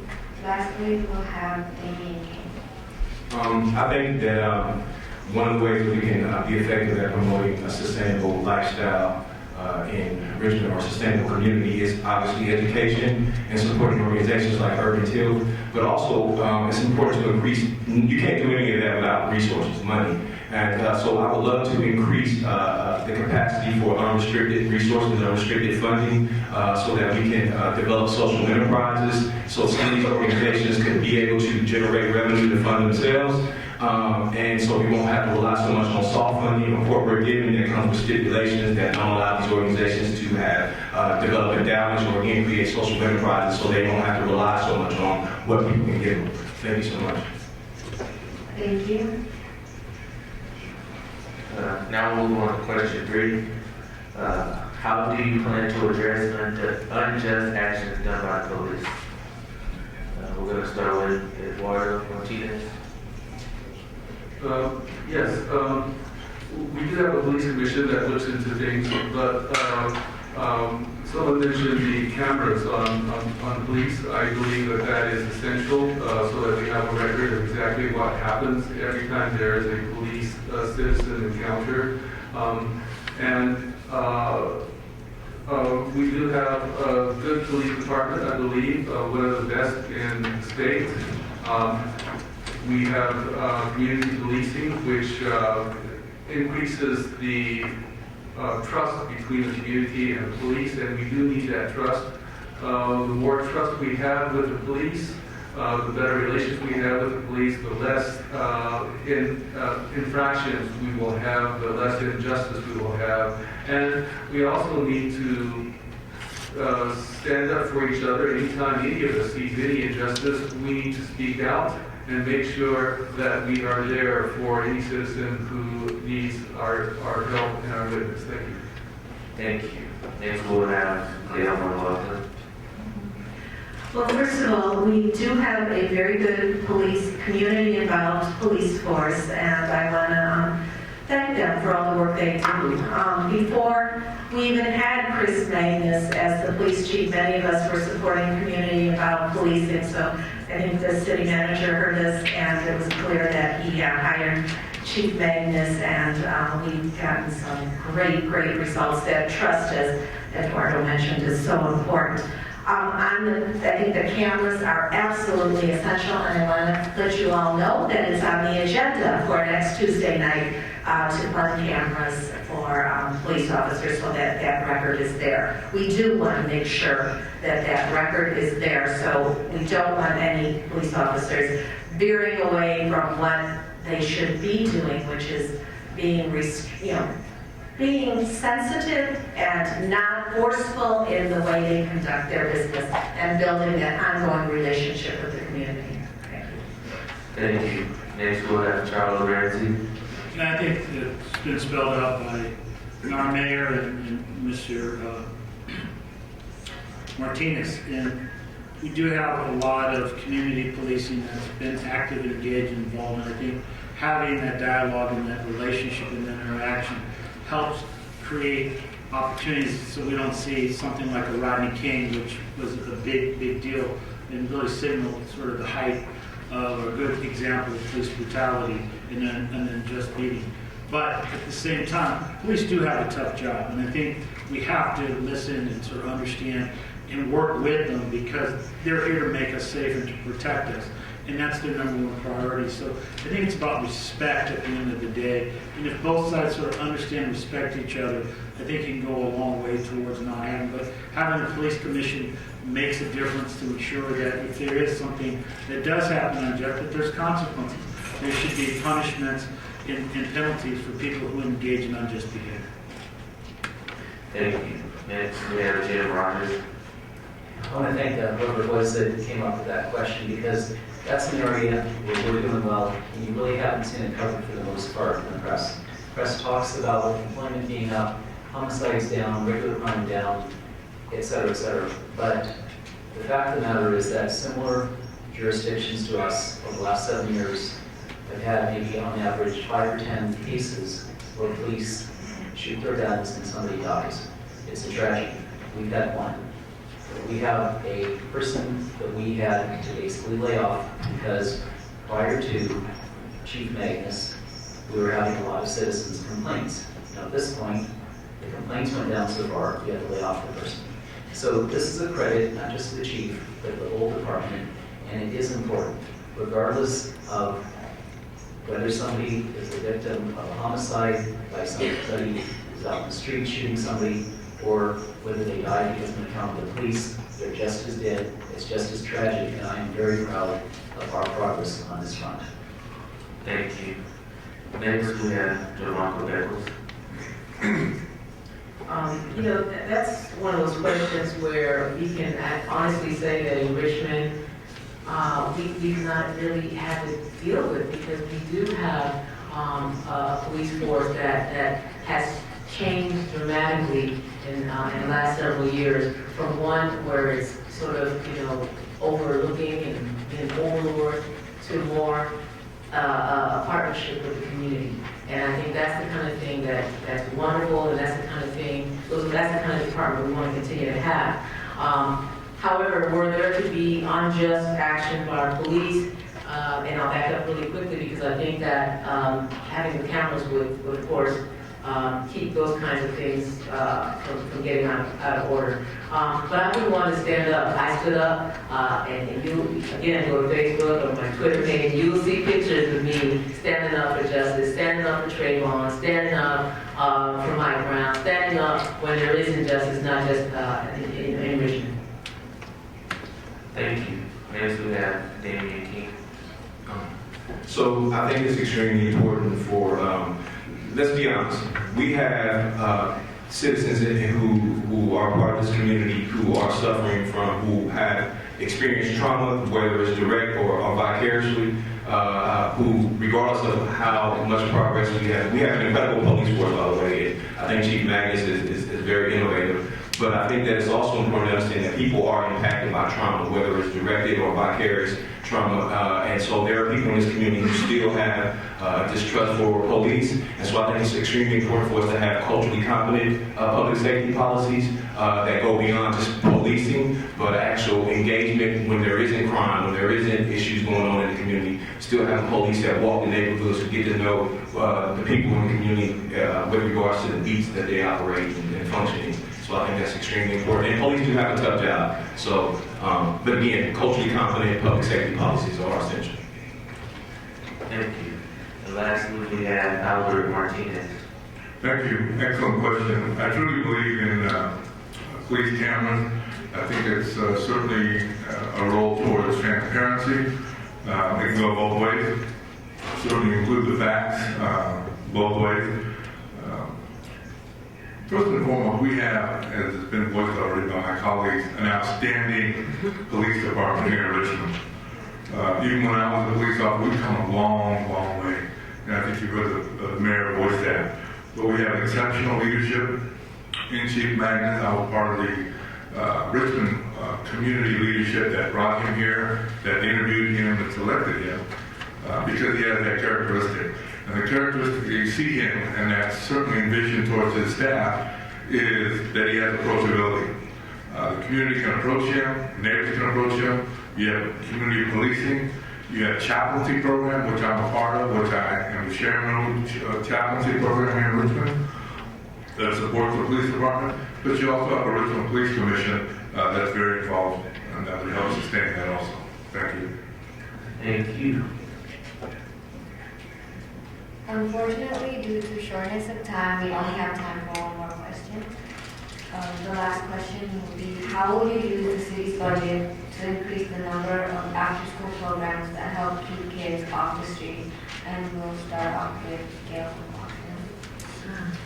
Well, I think that we really need to invest fully in our youth. So I think I brought forward an item to bring forward a youth participatory budgeting process and give youth a pot of money to go through a process and determine what are the priorities of youth. That didn't pass at this point, but I think it will pass in the future with the right council. And we can put a certain amount of money each year into this pot and allow you to recommend to the council how that should be spent. I think we need community schools, and in those community schools, we can have more youth programs, creativity programs, art programs, mentoring programs. I think all this should be budgeted into the city's budget. Ultimately, I would like to see an office of children and youth in the city of Richmond like they have in Oakland. I actually did bring forward staff a request to research that, so look forward to that happening as well. Thank you. Next, we will have Charles Ramsey. All right, thank you. Yeah, this is an issue that's near, it's not just after-school programs, it's preschool programs, and it's weekend activities, and we really need to work with Park and Rec to ensure that they have the resources necessary to create opportunities for everyone in the city, not just in the community centers, but the libraries. I think looking at new ways to look at technology, be able to fund that. Also, we work with the city, keeping the schools open, which was very critical. So we have a new swimming center coming over on the south side by Kennedy, as well as we're getting ready to open up a new community center at the Gompers Leadership Site that the school district will be operating. So I think it's a great new chance for cities and schools, especially with more funding coming into schools, to see that they expand this and give some support to the cities like the cities have given to the schools to ensure that we have a full range of support in the community. Great question. Thank you. Next, we will have Jim Rogers. I think we've heard, but we'll hear more about a lot of really good, really important programs. So I'm not going to spend my time on that. I'm going to talk about funding. A good idea without money is worthless. It's a dog and pony show. We had 2 initiatives. There were tax initiatives, that's the keyword tax, back about 8, 10 years ago. I spearheaded both of them. We passed them both at about $15 million a year. They're paid for mainly by people who are out of town, or businesses, or who have a lot of money. Chevron pays about 2/3 of one of those taxes. This year, we have Measure U. That's a sales tax, again, paid mainly by people who are out of town, or businesses, or both. Measure U costs us pennies a day, but it's $7.5 million for programs that we can use to replace vital programs that we had to cut out of our budget because we don't have enough money. So it's fine to talk about the programs, find out our wish list, but think about it. If you don't have somebody to get you the money, the rest of it is just politicians flopping their drums. Thank you. Next, we will have Juan Cabelos. Sorry. So one of the things, again, remember, always look at people's voting records, because any one of us can sit up here and tell you all the wonderful things we're going to do, but this issue came up twice, and it didn't pass. Research, who didn't vote for it? Wasn't me. I voted for it. I challenge you to figure that out by Googling and looking at the city's website. Twice it came up, and it did not pass. We didn't have a vote. But I really believe that, with us having the Invest in Youth Coalition, we'll be able to explore how we can provide further funding and figure out how we can get the money. And I really do believe that in November you have the option of putting people in there that's going to vote for money to go towards what you need, and not just sit here and talk about what's good and what's bad and what they've done. We have to have people that are willing to say, we need to take part of that budget and use it for the young people. Thank you. Next, we will have Amy. Thank you so much. I agree with Mr. Rogers that you definitely need the resources to make those things possible and to make them sustainable. But I would definitely like to see some of those resources get allocated towards supporting the parents of those children and making and involving them more in the process and increasing our volunteer pool in the community. I think that will be extremely helpful for some of our undocumented citizens to help kind of demystify that process in terms of being involved with their children in the rest of the school. So I definitely think it's a matter of getting the right type of resources and allocating those resources to not towards just more programs and things that pacify our students, but also work towards their personal development and increasing their compassion and their ability to become civically engaged and also take the lead with educating each other. And those individuals who excel should be in a position, we should have programs that allow them to assist with the development of their fellow students. Thank you so much. Thank you. Next, we will have Albert Martinez. Thank you. Great question. Yes, it's going to take money, it's going to take funds, but more than that is that we need the leadership from the young people that we see tonight to help us direct where that money's going to go.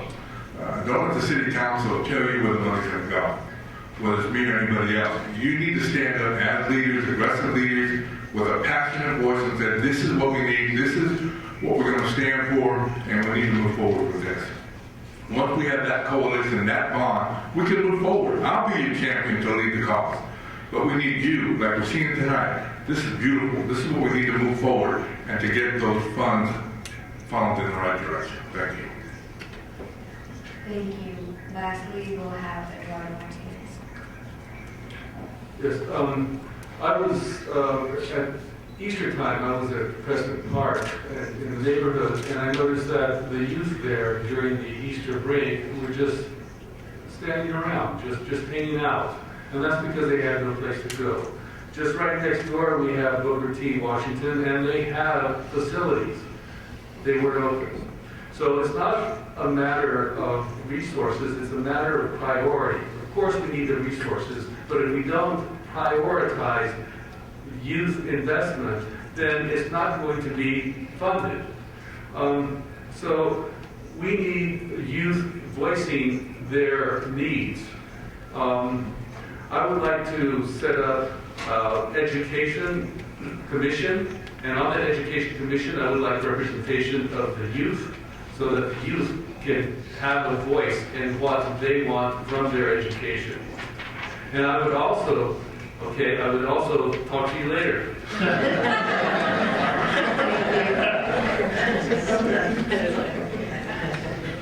Okay, now it's time for the closing statements, which is 1 minute. And first, we'll start with Jim Rogers. Thank you very much. You're probably getting a lot of mail coming. I'll talk first about the Chevron mail. I would suggest it's 1.6 million, just ignore it. Most of it's untrue. And the part that is true, just think about it. We're not a candidate for state that. No one up here is perfect. If Chevron wanted to lock bonds at us, they probably have some stuff on us. So just ignore that. Look at what we've done. I've been part of the progressive majority. We got the LBNL in fierce competition. Homicides down 2/3. Potholes are up 83%, better than a few years ago. Employment up 25%. So when the challengers say, hey, we're going to do better, you need to ask the question, how do we know? Maybe they will, maybe they won't. We have a progressive majority, which I'm proud to be a part of, and this city is doing better. If somebody wants to tell you that they're going to do even better, you need to ask them, what is it that we, the progressive majority, have been doing wrong?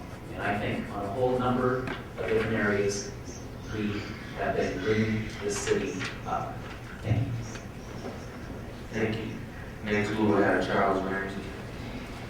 Yeah, I think clearly that this is an issue about priorities and what you believe is necessary for the youth and the families in this community. And it's not just having a youth council or youth commission. I'd be able to reach out to parents and try to have parents participate as well and have a parent commission or a parent council, because I think it's real critical. People ask, well, what's the key issue and what's going right and what's going on? There's a lot of things going right. Well, what's going wrong is the budget, the fiscal process that has not been one that's been transparent and one that has an issue. So people may ask what is need to be dealt with. I've dealt with that. I got rid of a bankrupt school district and took it to one where it's thriving and prosperous.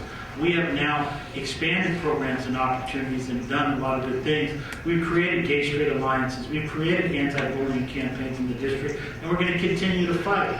All of these candidates have good qualifications. I respect them all. But on election day, I hope at one of the 3 votes you do vote for Charles Ramsey. Thank you. Thank you. Next, we will have Gail McLaughlin. Thank you. I want to close by saying we've come too far to turn back now.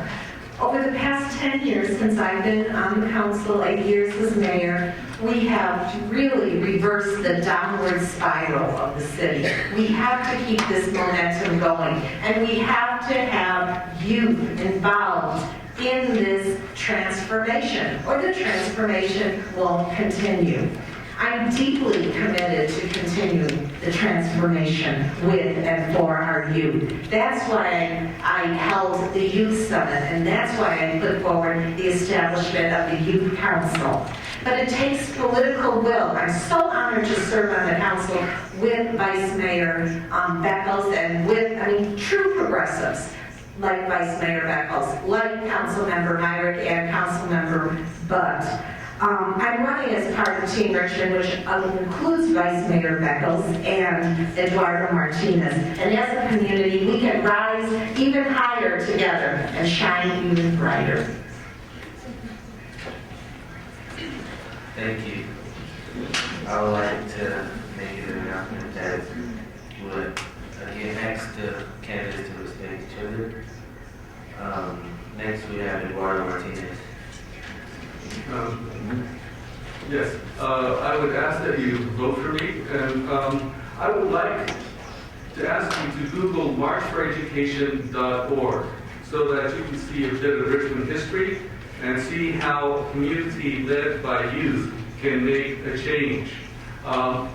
We led a march all the way from Downer Elementary to Sacramento and got the debt that was owed reduced. We also went from our school, Downer Elementary, and marched on the school board to get them to bring the money that they had transferred from Downer over to El Cerrito High. So the money was transferred back to Downer. It was because the youth organized and demanded what was rightfully theirs. And we need youth like that, youth who will organize, and I'm willing to listen to you and work with you. Thank you. Next we will have Albert Martinez. Thank you once again for hosting this wonderful forum. And listen, young people, you are the leaders of tomorrow. You are the decision makers. You need to stand up and make a difference. Read what's going on. Look at your future, what you want to do, and invest in that. I'm your friend. I'll be your mentor. I'll be your leader. I'll take you there. I'll show you how to get there. But we have to do it together. And yes, we can develop ways to do it through money, through resources, but most of all, it's going to be your passion, your leadership that gets us there. Please, I ask for your support. Al Martinez, November 4th. Thank you so much. Thank you. Next we have Damian King. Thank you so much. My hope is that you will consider all the candidates and you will look at what's important. When you build something, it's not about who's the most popular, who you like the most. It's about balance. It's about wisdom, and it's about inclusion. And I think that this city deserves accurate representation. I think I'm from the Iron Triangle. I think that's a community that's underrepresented and underserved. And I think that I am that candidate who can represent not only the Richmond as a whole, but I can be a voice for those individuals and specifically for you young people. My hope is that as young people, that the politicians and politics don't cloud your vision and your hope for the future, and that you don't allow people to game you out your gift. Because oftentimes that's what happens. People sell you a dream and they'll sell you right up the river. So my hope is that when you look at the individuals that you want to vote for, that you will want to vote for you, that you understand that you do have gifts, that you do have a voice, and now at this moment your voice is being magnified. You don't have a voice for the first time. Right now your voice is being magnified. And you want leadership who can represent you in that way. Thank you so much. Thank you. Next week, lastly, we have Joanne Cabecos.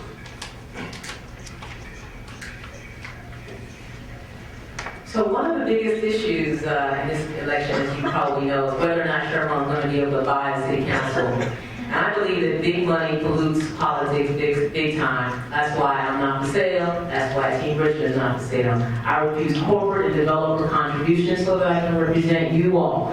And because we have progressive council leadership in Richmond, we've improved dramatically. Crime's down. I brought the issue of increasing the minimum wage to Richmond, and without excluding you, the young people, because there were some on the council that wanted to exclude you, the young people in our community. I was the one who brought forward, after working with the community, the municipal ID program for Richmond. After working with the community, I brought Ban the Box, which is easing the reentry of those returning from incarceration. And I stood up for the rights of the LGBT community, and I will continue to stand up for our rights. Please vote for me. Thank you. We would like to thank the candidates for their responses. This is it for the full-time city council candidates. We will now be moving forward to the mayor.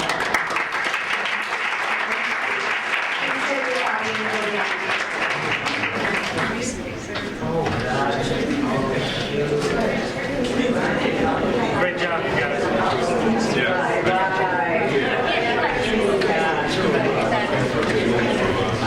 Can the mayoral candidates make that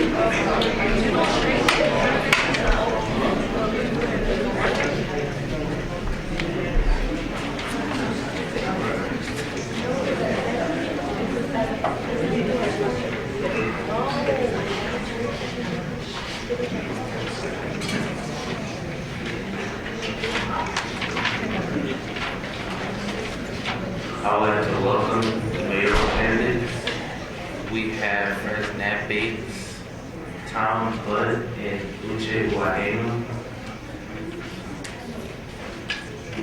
We're going to first start off with opening statements. Our candidates will each get 20 seconds to present their opening statements.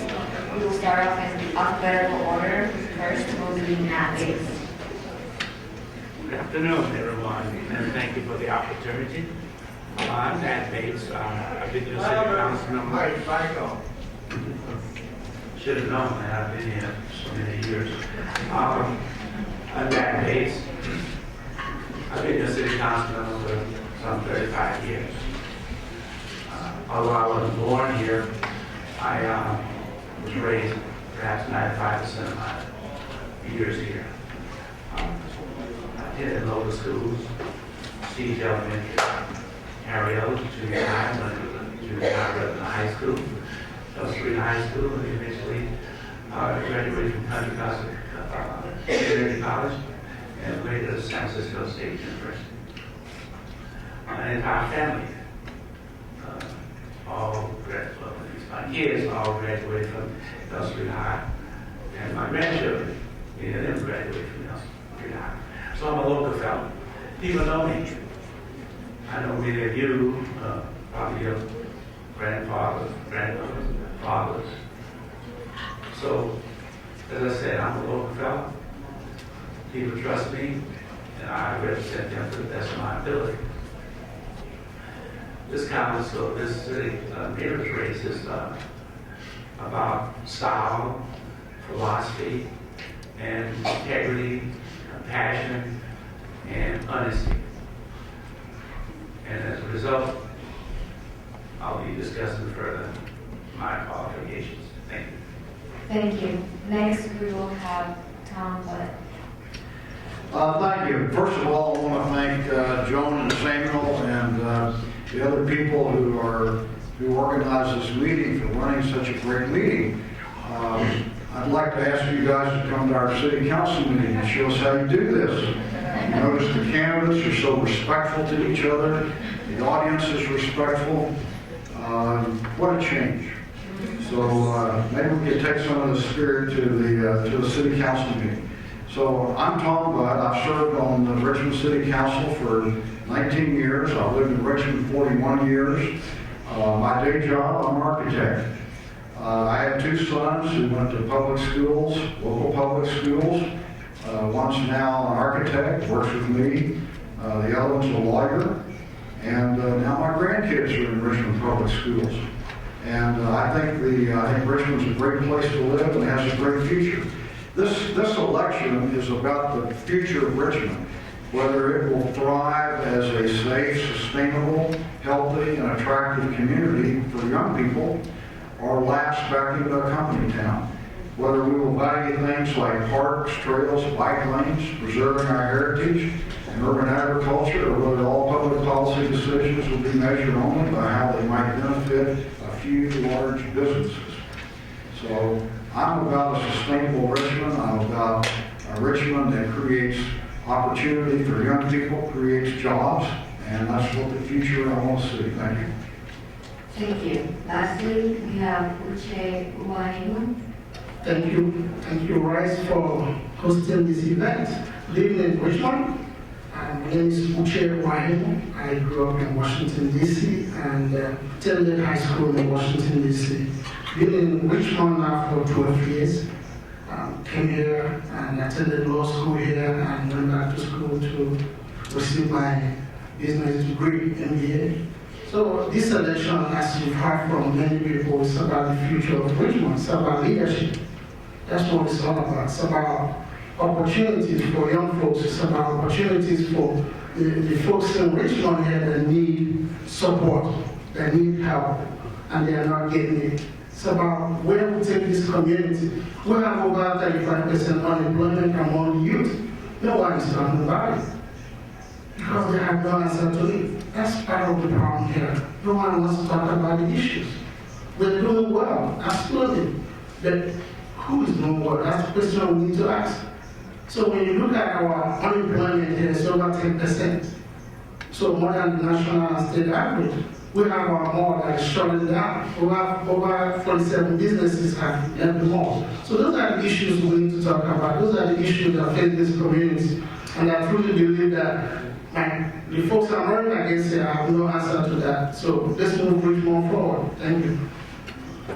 Thank you. We will now move forward. So the first question is, if you were elected, how do you plan to make change in Richmond, and what values would you offer the city? First, we're going to begin with Town Club. Well, I always said that my guide for the future of Richmond is the general plan we adopted in 2012, the Richmond General Plan 2030.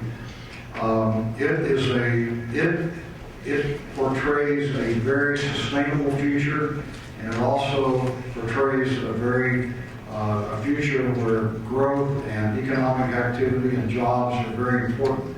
We've already started carrying out some of the things in there. For example, we talked earlier about green clean energy. That's one of the goals that was in that general plan. Richmond joined Marine Clean Energy, and because of it, Richmond not only has some of the greenest electrical power in the United States, but we're saving money for people. It's a twofer. You can't beat that. And the general plan is full of goals and objectives like that that we just simply need to implement.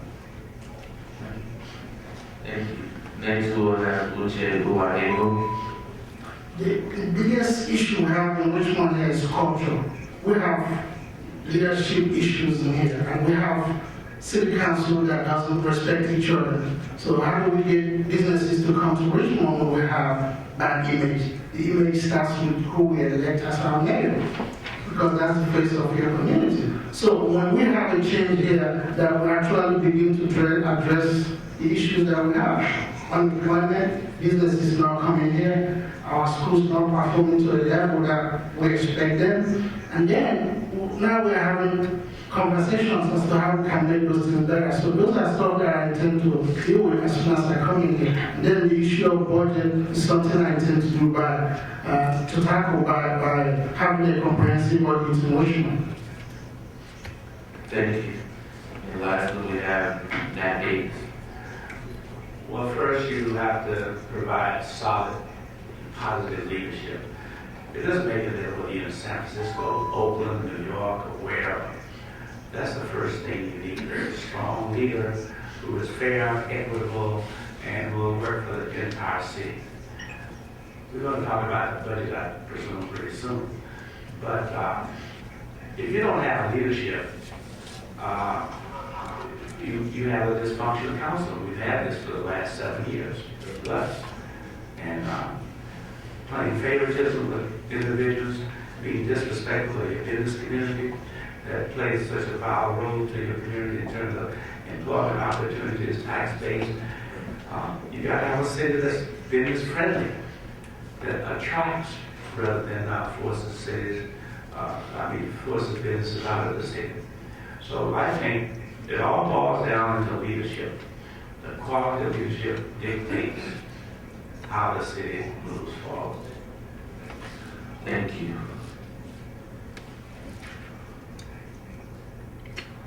Next question. What is your plan for increasing teen employment in Richmond? First, we will start off with Uche Uwahi. Question is how do we increase teen unemployment?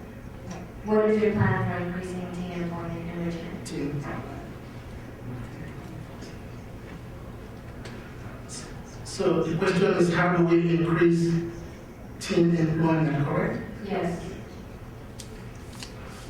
So like I said in my opening, that's a big issue. That's an issue that as a community we have to begin to address. So one of the ways I intend to address it is by opening up a technical school in Richmond. That technical school, the goal of it is to begin to teach our young folks how to compete in this global market. The global market is fast moving. Richmond is playing behind. So we want to start by educating our young folks on how to build computer, how to build apps, learn coding, these are really where the global market is going, so we are playing behind. So that's one of the ways we will be able to address it. I also want to bring a technology incubator in Richmond, so our young folks can have options. Not everyone wants to go to college. Not everyone is interested in going to college. So we want them to have that option as they grow. Thank you. Next, we will have Nat Fakes. Well, let's be realistic. When you have unemployment as high as we have in the city, most of the unemployment is your parents. Now, there's a question. Are we going to focus upon hiring young people? Or would you rather have your mom and dad, who's the head of your household, get full employment? The other thing is that you have an age barrier, which you can't work at a certain age, and you're limited to a certain amount of hours, I suspect. So it's all about attracting jobs into the city.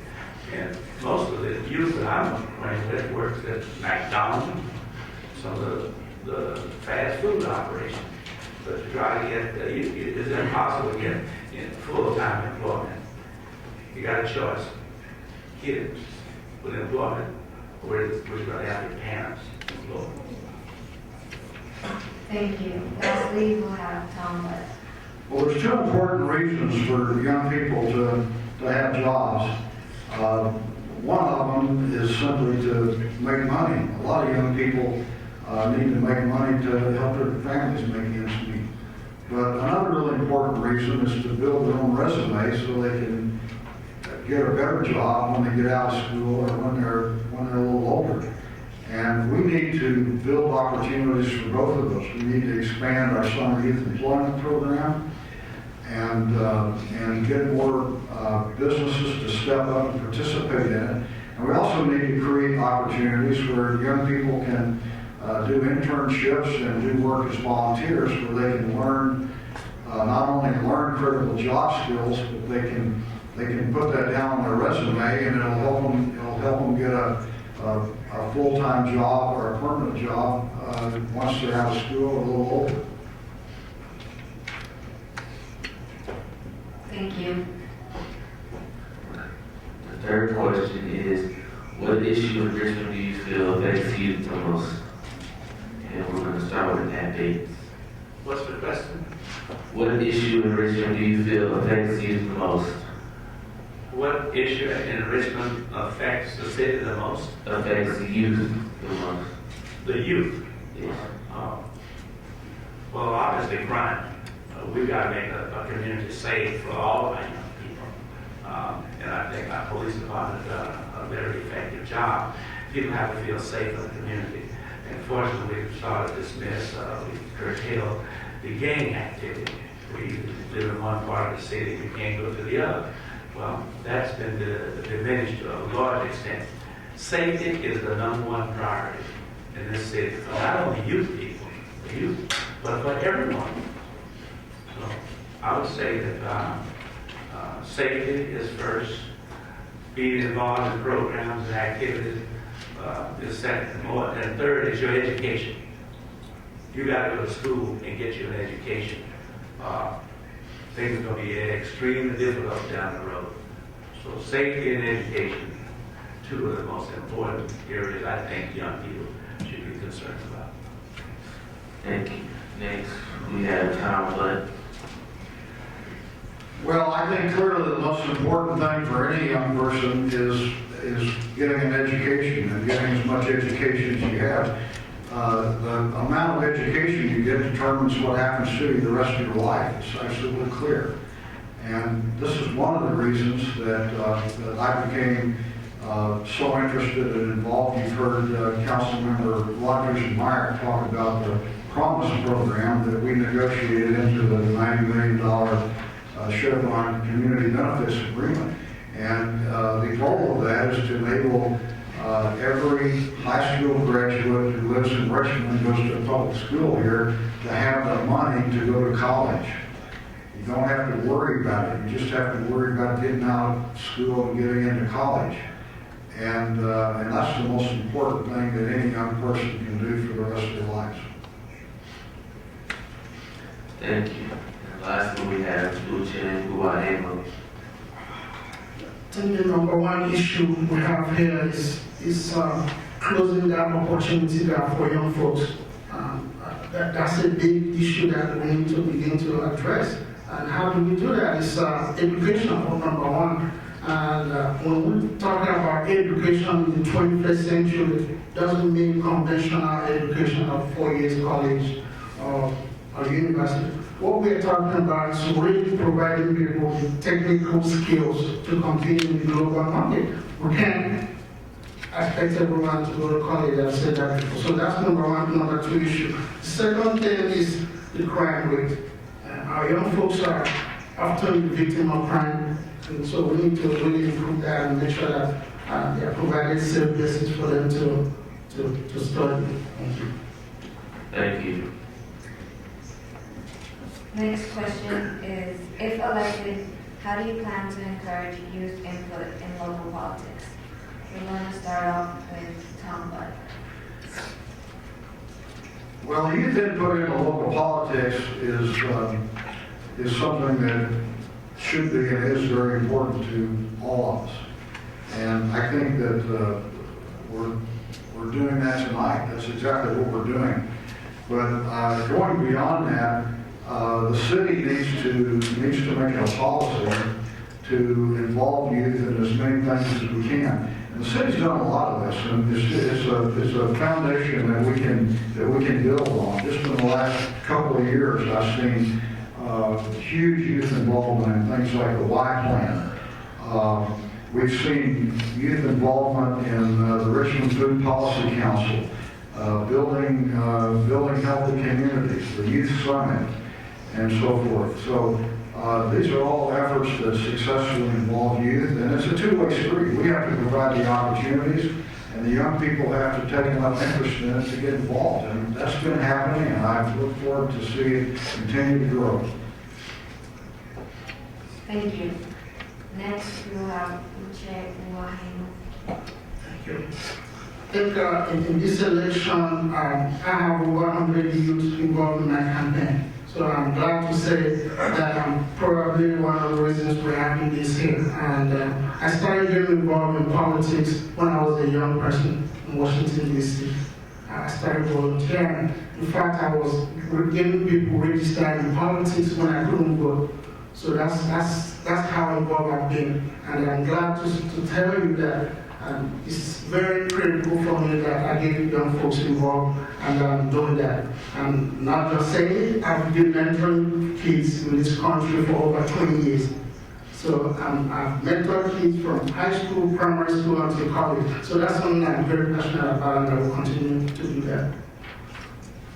Thank you. Lastly, we have Nat Bates. Well, there's no doubt the last 7.5 years, and even before that, youth participation in the city of Richmond has been a big joke. We have a youth commission with no members. They don't meet. My position would be that I would take the lead. I think that, and I would encourage my colleagues to at least take 1 or 2 young people on the wing. That wing, you're a tutor. Let them walk around with you day to day and find out what your job consists of. We should have the staff also involved, where they can learn administrative positions, city manager, police chief, get an idea and get involved. But more important, I think I would start a class like what Mr. Willie Brown has done with a friend of mine, and tutoring young people. If you want to go into politics, what are the requirements? What do you need to know? We're going to have to look for these young people to take our places in the future, but they got to be prepared. But if no one's going to teach them, they'll flounder. Thank you. Thank you. Due to shortness of time, we only have time for one more question. The final question is, how do you plan to put Richmond on the map? We're going to start with Luce. Say that again. How do you plan to put Richmond on the map? I'm assuming you say global map, correct?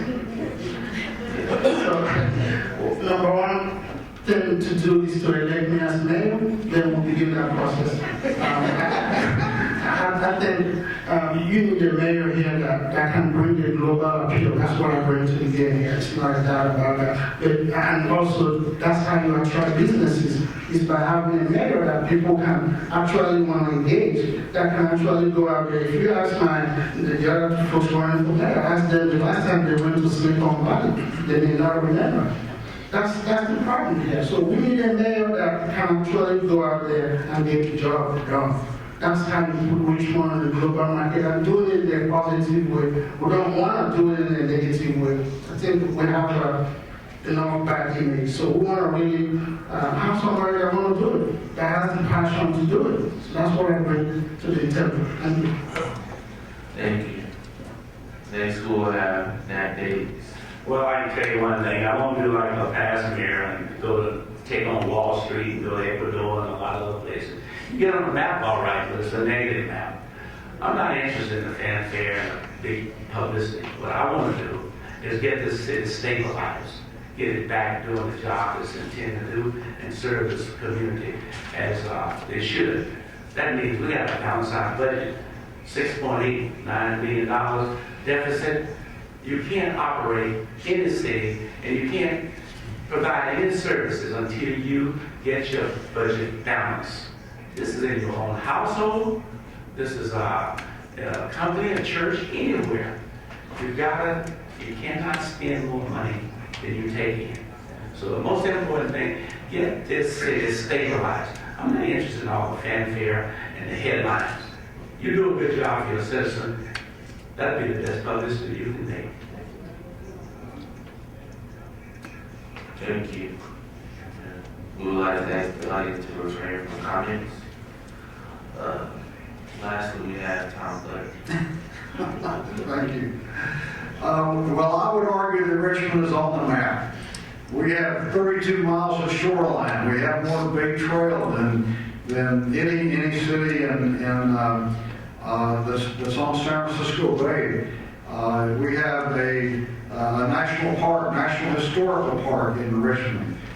Richmond belongs to the first community choice aggregation in the state of California. I mean, I could go on and on. I don't have time. The number of firsts and the number of pioneering things that we've accomplished in the last 6 or so years, it just goes on and on. And we're just going to keep going on. There's not going to be a map big enough to show Richmond if we keep this up.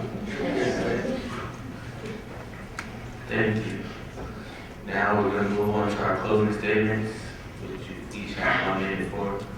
We're going to start with Uche Wanebo.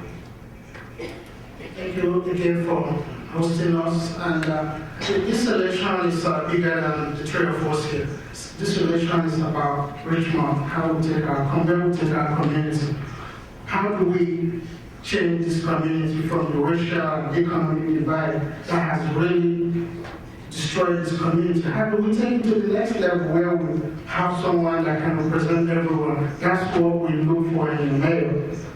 Electing any one of these other candidates here will continue on that map. We'll continue on that road that has led us into having black and brown not trusting each other, having the folks on white folks on the hills not trusting the black folks. So if you want to change that, you elect somebody that can bridge those divides. That's what I bring to the table. Thank you. Thank you. Next we have Tom Blair. Well, as I said when we started out, this election is about the future of Richmond. And that means the future of the young people who are here. And I've heard a lot of the questions tonight were on subjects like sustainability, urban agriculture, employment opportunities. And this is what my term on the city council has been about. It's been about building a city that values things like parks, trails, bike paths, preserving our history, urban agriculture, and continuing those things. And if I'm mayor, that's the direction we're going to go. If somebody else is elected mayor, it may go a different direction. So I think we need to continue the way we're going, and we'll just keep doing a better and better job of it. And Richmond will be a better and better city to work in, to live in, to play in, and it'll be on that map. Last we will have Matt Davis. This election, in my opinion, is about several areas. One, experience. I got more experience than both of these gentlemen combined. Leadership, integrity, honesty, respect, but most important, compassion. You've seen what happens with our hacienda young people, senior citizens. Disrespect to them, indicating that they think they're in a hotel and that they need maid service. We have to be compassionate. And as a mayor, you must have that compassion for those who are less fortunate than most of us. That includes the young people as well, the LGBT group. You've got to show respect, compassion, and leadership to represent the total community. And that's what my candidacy for mayor is all about. Inclusiveness, respect, and love for everyone. Thank you. Thank you. We would like to thank the mayoral and city council candidates for their participation.